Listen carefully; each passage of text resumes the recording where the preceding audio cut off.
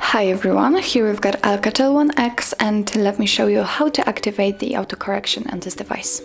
So first of all, let's open the list of apps and let's scroll down to find the settings. Here let's scroll down to the very bottom and choose the system and tap on languages and input. Now let's choose virtual keyboard and tap on Gboard.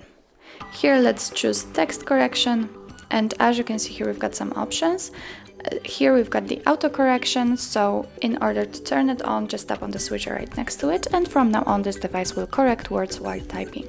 What's more, you can set some more options. For example, you can show emoji suggestions or block offensive words. It's up to you how you want to set it. So that's all. This is how to activate the autocorrection in your ALCATEL One X.